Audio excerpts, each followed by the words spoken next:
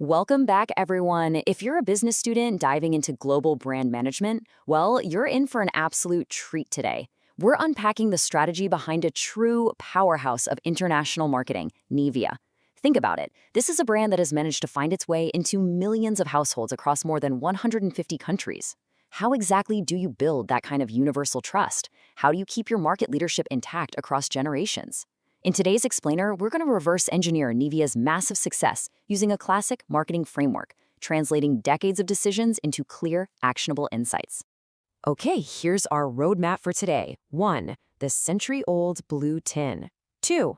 Product, caring for generations. 3. Price, the value proposition. 4. Place, distribution balancing act. 5. Promotion, building family trust. And 6. Strategic critique and competitors. All right, let's jump right into section 1, the century-old blue tin. We have to look back at how Beiersdorf, that's the parent company, evolved Nivea from literally a single tin into a transgenerational skincare staple. It all kicked off way back in 1911. Working with a chemist and a dermatologist, Dr. Oskar Troplowitz developed the very first stable skin cream using a water and oil emulsion, all thanks to an emulsifying agent called eucerin. He called it Nivea, which actually comes from the Latin word for snow white. But you know, they didn't just sit on their hands after that. By 1963, they rolled out a liquid milk lotion for all over body care. Then, in 1980, they spotted this massive untapped market and jumped into men's cosmetics with a soothing aftershave balm.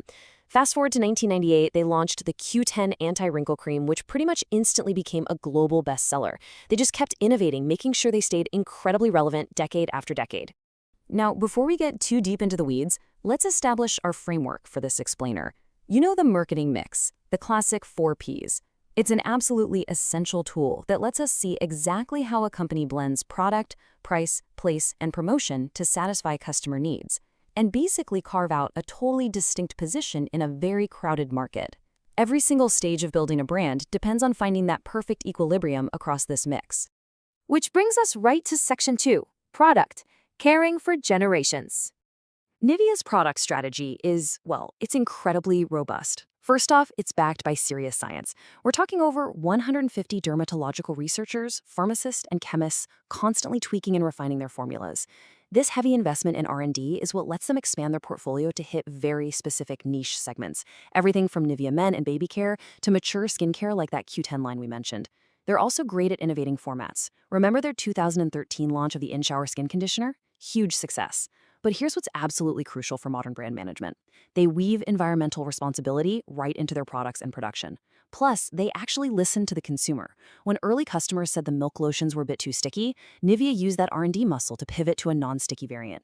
It's this continuous loop of feedback and improvement that builds unshakable brand loyalty. Moving right along to section 3, price, the value proposition. So how do they price this massive portfolio? Nivea relies heavily on a more-for-the-same approach. They benchmark directly against their rivals, positioning their products to offer the same high dermatological quality you'd expect from a premium brand, but at a really affordable price point. If you look at store shelves next to competitors like Dove, Johnson & Johnson, or Garnier, Nivea makes sure their price is incredibly competitive. But, and this is a big but, they're super careful not to price themselves too low. If they did that, they'd risk eroding that hard-earned image of being a premium quality, trustworthy family brand. It's a really delicate psychological balancing act.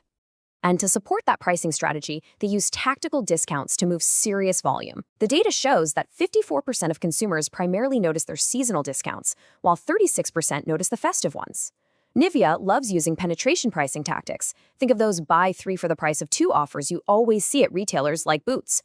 It's smart, right? It encourages shoppers to literally build a habit of buying Nivea, which drives massive market share while totally preserving that value for money perception. Next up, section 4, place, distribution balancing act. You've probably noticed that Nivea is virtually everywhere. That's their omni-channel distribution network at work. But again, it's all about strategic balance. You'll find Nivea front and center in high-end status retailers sitting right alongside premium brands. Yet at the same time, you'll find them in discount pharmacies like Schlecker or your everyday local co-op supermarket. On top of that, while Beiersdorf avoids the massive costs of selling direct-to-consumer on their own site, they heavily leverage e-commerce through wholesale partners like Tesco Online. This whole setup guarantees them maximum global reach, while making sure they are easily accessible to every kind of family, no matter where they like to shop. So the real trick is how they manage the logistics behind this massive retail presence without destroying the planet. Nivea actively optimizes its supply chain to cut down on transport emissions. Their products ship from European production plants straight into a central distribution point, like their hub in the UK. From there, they use highly efficient contract vehicles to handle the onward delivery to major stores and wholesalers. By keeping things centralized and optimized, they stay cost-effective and keep their environmental footprint in check. And this placement strategy, it is definitely paying off, especially with the younger crowd. Get this, a striking 89% of surveyed regular Nivea buyers fall into the 18 to 25 demographic. And where are they getting it? 86% said they buy their Nivea products at the supermarket. By making sure their products are super visible in everyday grocery environments, Nivea is capturing younger demographics right out of the gate, laying the absolute groundwork for lifelong loyalty.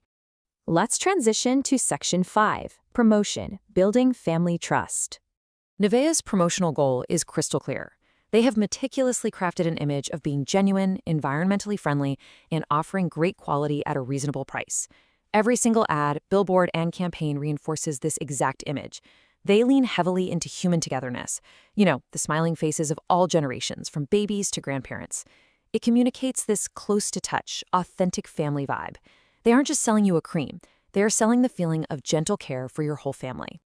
To pull this off, their promotional mix has to cover all the bases. They go big with above-the-line mass media, dropping targeted ads in magazines, newspapers, and on TV. But they also invest heavily below the line. We're talking robust PR, massive B2B and B2C sponsorships like Formula One and the World Cup, and handing out mountains of free samples to get people to try it out. Plus, Nivea knows that old-school one-way media just doesn't cut it anymore. They actively use digital platforms to build direct, two-way relationships with their customers, adapting their messaging to perfectly fit the digital-first lifestyle of today's audience. All right, let's wrap things up with Section 6, Strategic Critique and Competitors. If we put on our marketing expert hats and look at this through a SWOT analysis, Nivea's strengths are just undeniable. They have massive global brand recall, that iconic blue and white visual equity, and a distribution network that is practically a fortress. But they do have weaknesses. For example, their classic Nivea cream is sometimes seen as a bit too thick and oily, more of a winter cream, which can really drag down seasonal sales.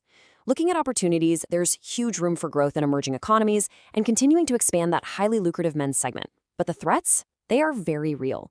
They're up against fierce, relentless marketing from giants like Vaseline, Pond's, and Johnson & Johnson. If Nivea gets complacent for even a second, these competitors are waiting right there to steal their market share. Which brings us to the end of our explainer, and I want to leave you with a provocative question to chew on for your future brand management case studies. How can legacy brands like Nivea hold on to that intimate, genuine family image while simultaneously scaling up globally in a fragmented, digital-first world? It really is the ultimate challenge in modern marketing. Thanks so much for joining me to unpack Nivea's strategic masterclass today.